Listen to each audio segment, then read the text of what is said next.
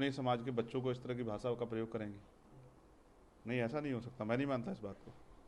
मुझे लगता है कि मीडिया मुझे गुमराह कर रही है और मीडिया चाहती है कि मैं उनके खिलाफ कुछ बोलूँ, लेकिन मैं बोल ही नहीं सकता हूँ। वो हमारी नेता है, मैं तो उनका सम्मान करता हूँ और हमेशा करता रहूँगा जीवन पर्यंत। लेकिन आप सोचो कि हम क्या कर रहे हैं ऐसा, जो इस तरह के शब्द अगर किसी के लिए यूज भी किए जाएँ तो क्यों किए जाएँ? क्या हम कोई बुरा काम कर रहे हैं? क्या समाज को जगाना, उसकी ताकत बनाना, उसकी लड़ाई लड़ना, 69 शिक्षक बच्चों भर्ती के बच्चों की लड़ाई लड़ना, पुलिस के भाइयों की लड़ाई लड़ना, 78 जो ARO हैं, जो समीक्षा अधिकारी, उन बच्चों की लड़ाई लड़ना, क्या ये कोई अपराध है? क्या बहन बेटियों की रक्षा करना कोई अपराध है क्या? तो फिर मैं क्यों मानूँ कि वो इस तरह के शब्द कह सकती हैं? उनको जो कुछ कहना मेरा नाम लेकर कहें तो मैं मानूँ कि मुझे कहा, अगर नहीं मेरा नाम लिया है तो मैं आपकी बातों में आकर गुमराह नहीं हूँगा कि उनके खिलाफ कुछ कहूँ। नहीं, वो हमारे नेता हैं, वो मुझे गालियाँ भी देंगी तो भी मैं उनके खिलाफ कुछ नहीं कहूँगा।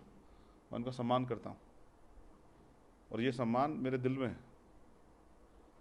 और ये जब तक रहेगा जब तक मेरे शरीर में जान रहेगी, क्योंकि उन्होंने बहुत संघर्ष किया है। उनका अधूरा काम बाकी है, उसको पूरा करने के लिए हम लोग संघर्ष कर रहे हैं, दिन रात जी जान लगा रहे हैं। उसके लिए हमने जेलें काटी हैं 16-16 महीने। 16 महीने समझते हैं, 500 ज़्यादा दिन होते हैं। मार खाई है लाठियाँ पुलिस की, पैरों के नखून तक खींच लिए पुलिस ने, दांत तोड़ दिए, रीढ़ की हड्डी में गैप है, गोली खाई है। ये इसलिए नहीं खाई कुछ तनख्वाह मिल जाए, इसलिए खाई है कि गरीब कमजोर समाज का स्वाभिमान जिंदा रहे, महापुरुषों का आंदोलन जिंदा रहे, उनकी बहन बेटियों पे होने वाला जुर्म रुक जाए, उनको रोटी कपड़ा मकान मिले, उनको अच्छी शिक्षा मिले, अच्छी चिकित्सा मिले, रोजगार मिले, वो टैक्स देने वाला समाज बने, मुख्य धारा में आए, उनकी बस्तियों में जो बुरी हालात है वो खत्म हो, ये जो मार उनके पास महंगाई की पड़ रही है खत्म हो। इसलिए ये लड़ाई लड़ रहे हैं, किसी स्वार्थ में थोड़ा ही लड़ रहे हैं। नहीं, मैं नहीं मान सकता हूँ कि वो ऐसा कह सकती है। हो सकता है कि उनका ट्विटर हैंडल कोई और चलाता हो और हमारी बढ़ती ताकत से चिढ़कर उसने इस तरह की बातें कर दी, और शायद बहन जी को इसका पता भी ना हो। आप इस बार PC में जाएंगे तो पूछना कि आपने जो ट्वीट किया था क्या वो चंद्रशेखर के लिए था क्या, और अगर तब उन्होंने कहा तो फिर मैं अपनी बात रखूँगा। सर, उत्तर प्रदेश में लगातार मदरसों पे कार्रवाई जारी है और अगर बात करें तो इसको कहीं ना कहीं बताया जा रहा है कि मदरसों की बेहतरी के लिए किया जा रहा है। किसी की बेहतरी के लिए उसको उजाड़ देना चाहिए। ये सरकार कब से मदरसों की बेहतराई करने वाली सरकार हो गई? मदरसे के टीचरों का मानदेय बंद करने वाली सरकार, नई मान्यता ना मिले उनको रोकने वाली सरकार, मुसलमानों की खाल खींचने वाली सरकार, अलीगढ़ के पीड़ित लोगों पर झूठा मुकदमा करवाने वाली सरकार, कब से मुसलमानों की तेजी होगी? वक्फ पे मुसलमानों के अधिकार लूटने वाली सरकार, न्याय की आवाज उठाने पर सीधी गोली मारने वाली सरकार। आपको याद है NRC का आंदोलन? उत्तर प्रदेश में एक ही दिन में कितने लोग गोली लगी थी और दफीने नसीब नहीं हुए उनको, और तमाम नेताओं ने घर में बैठ के, क्योंकि सर्दी का समय था, हाथ आराम से सेके बैठ के, कि आप भूल गए हो? मैं नहीं भूला हूँ किस तरह मुसलमानों खूल से होली खेलने का इस सरकार ने किया।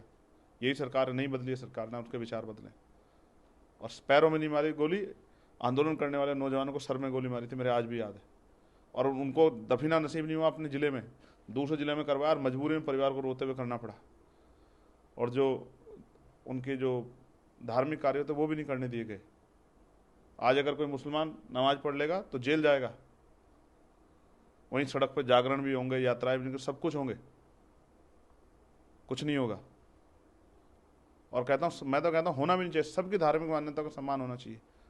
लेकिन जिस तरह से उत्तर प्रदेश में डॉक्टर बाबा साहब अम्बेडकर की जयंती पर कोई परमिशन नहीं दी गई कार्यक्रम की, सदगुरु रविदास जी की जयंती पर कोई परमिशन नहीं दी गई कि आप यात्रा निकाल सकते हैं, वैसे ही चाहे चेहल्लुम हो चाहे ताजिया का हो, उसके कद छोटे कराए। और ईद पे भी अगर किसी ने सड़क पर पैर रख दिया तो पुलिस ने लाठी से पैर आगे कर दिया। ऐसे निर्देश देने वाली सरकार कब से मदरसों की तेजी होगी? जनता देख रही है, इंतजार में कि कोई उनकी आवाज़ को उठाने वाला मजबूत आदमी मिले जो उनके साथ धोखा ना करे, क्योंकि बहुत दिनों चले आ रहे हैं।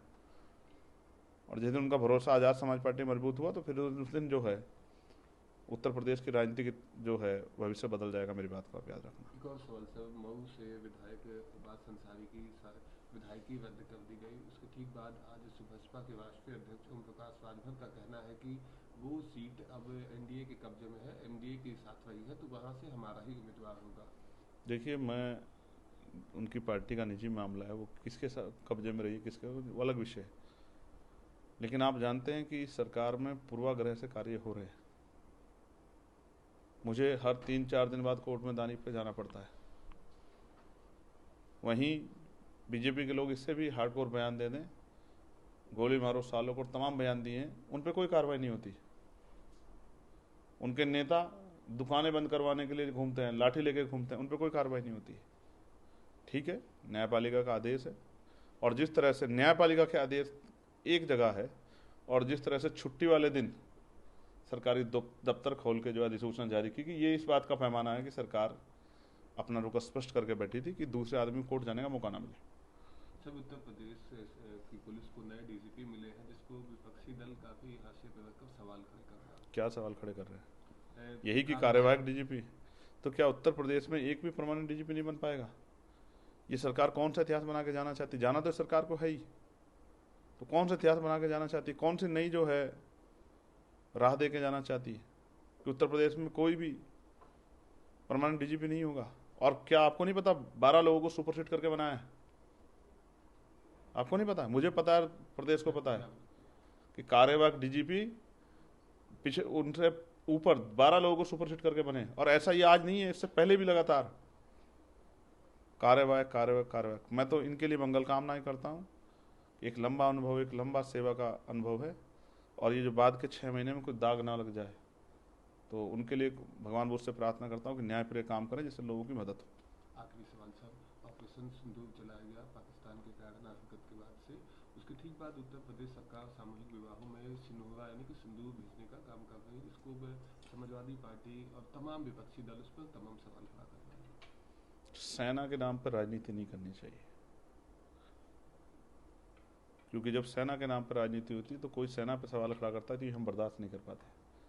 हम अपनी सेना का बड़ा सम्मान करते हैं, उसके शौर्य का हम सम्मान करते हैं, और मैं अपने शहीद सैनिकों के लिए अपनी श्रद्धांजलि अर्पित करता हूँ। उनके परिवारों को मैंने मांग की थी कि 1 करोड़ रुपये का मुआवजा मिलना चाहिए, और जिनकी गोली लग के जान गई उन 26 परिवारों को भी 1 करोड़ रुपये का मुआवजा मिलना चाहिए।